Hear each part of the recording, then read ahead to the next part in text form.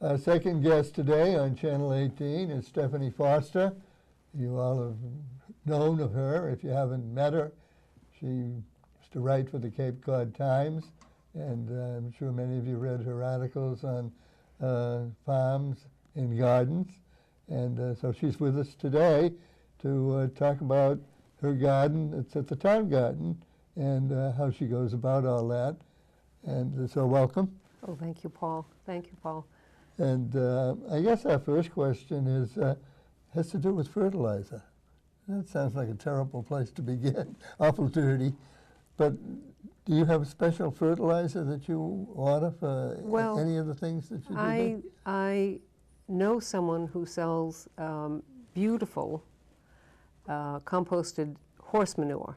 Okay. And that's what I use. I have a truckload of it delivered. And I don't do it every year. I do it maybe every other year. But when I first started gardening, I thought once you fertilize once and that was the end of it, you had fertile soil. But that's not the case because it does have to be replenished. But you can use home gardeners, if they have a garden, can use a compost pile. That's the easiest way to create good stuff for the garden. We call it gold, gardener's gold. So, but that is one of the critical things. Soil is the number one component of gardening. Yes, you have to have good soil, and nothing will grow. And fortunately, a lot of us think that on the Cape that we have too much sand, but it actually is good. There are people who have a worse situation, who have clay soils, and that it's so hard, it's very hard to penetrate. And then that type of soil will fill with water. I mean, imagine all the water we have coming now, all the snow that's melting. If you had clay soil, you would have a lake. So, and down at the Town Gardens where I do garden, I grow flowers there. There are some areas that have clay soil, and you can see how the water does impact that area. So anyway, we're very lucky to have the sand, even though everything seems to go right through it. Yes. The drainage is good. And your garden down there is always very pretty. You can see it from the road as you're right at the first place as you go in. And there's always nice bright yellow flowers there. What kind of flowers do you feature mostly? Well, over the years, it's very interesting how you start out in one place and you end up in another. But I grow, my two favorite flowers to grow are zinnias, which are such a cheery flower, and dahlias. And over the years, I've been growing more and more dahlias, and there are dahlia fanciers in Harwich. We lost one. Sheldon Thayer was a dahlia fancier. Yes, I remember him. And he taught me. He died this past year. Oh, that's too bad. But he taught me what he knew about dahlias, and I have done everything you can do wrong with dahlias. I've left them out overnight and they're frozen. After digging them up, I'm tired. I don't feel like taking them in, and I've left them come back to slush. I've put them in my garden shed and it's too cold. I've put them in places where it's too warm. I mean, they're kind of fussy how you winter them over. But now half of what I grow is dahlias. And I actually have so many. I have 40 crates of dahlias, milk crates, and I sell them. And I hate to sell them. I can't part with them. I just am a dahlia pig. I want them all, but I just can't plant them all. I don't have enough space in my life. So. Well, that's right. You have those bulbs. You have to pick up every year. You have to dig them up. Dig them up every year. I was going to bring one with me and show you how to divide them at this time of year, because I dig them up and they grow sort of like potatoes into bigger piles. And you should divide them, but you have to have an eye. So I took a big clump out and I left it in the light, because that's what you do to create an eye. It'll grow in a few days.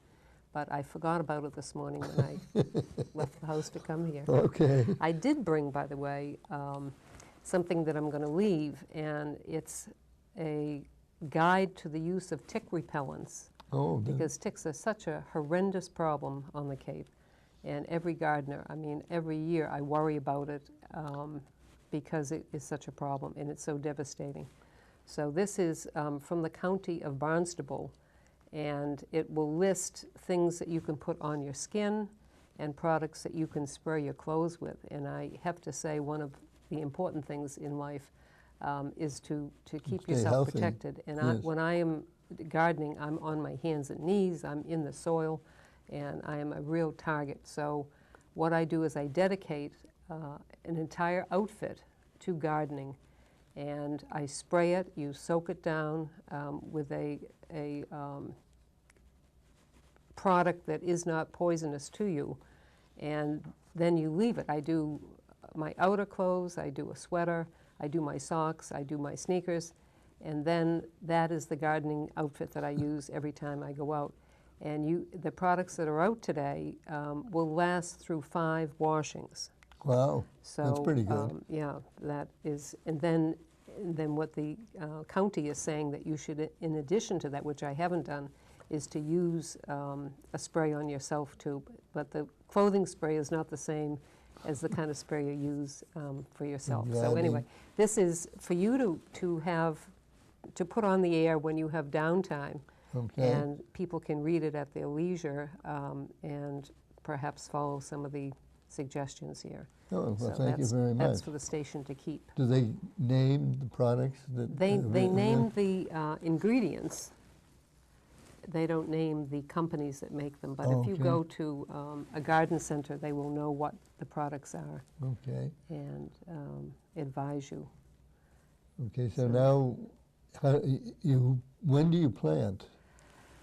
Well, I start in the greenhouse, and I usually start my seeds at the end of March. If I start them too soon, then they tend to get leggy, because where we are in our zone, we cannot plant till Memorial Day weekend, and that's the 30th of May. May, So you right. don't want a plant that's in a greenhouse too long, because then they start reaching for the sun and falling over.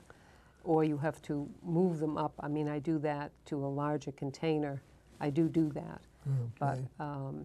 so the end of March seems like a good time. I still haven't started my seeds. This has been one heck of a winter. I keep waiting for it to be warm at night, you know, Yes. so I don't have to heat my greenhouse. Well, but it's it- getting to that point. Yeah, and at the town gardens, the snow was so high, I thought we would never even get in there this year. But it has disappeared, yeah. They've cleaned it all up, I think, haven't they? Well, they haven't plowed. They plow once a year, Okay. and that's usually sometime in April. And Oh, then- okay. So they haven't cleaned it all up Right, yet. no, they wait, and then it's like a once-a-year deal. Okay. And then it's ready, set, go. And they plow individual gardens, or they plow They the whole plow area? the entire area. You have to take your fences down each year, and everything that you have, whatever kind of things you bring down there, you have to take out, and so that they can plow it. And there are some perennial gardens down there that are fenced in, and they never get plowed. But Is that right? basic, yeah, they're special perennial Wow. for people who grow fruit, bushes, Oh, and I things see. like that. I or didn't know they were rhubarb. down there. Yeah, and I will say, I'm going to make a pitch for the gardens. Last year, we had many, over a dozen, maybe 20 gardens that were not used. Really? And people a may lot. have signed up for them, their circumstances might have changed, and they just went fallow. And this is a very, very bad thing for all the gardeners, because we're neighbors. And you can be the neatest gardener in the world, you can weed, you can take care of your plot, and it can be immaculate.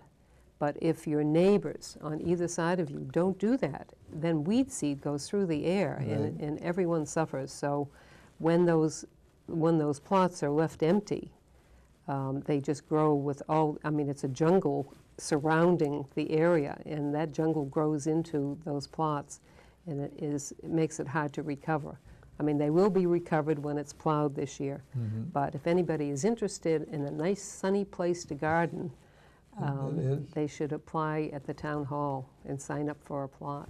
We go down there almost every year to talk to some gardeners, and most of the time we see a pretty good garden.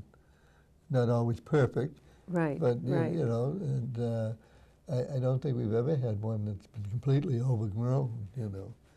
So, but that's good advice.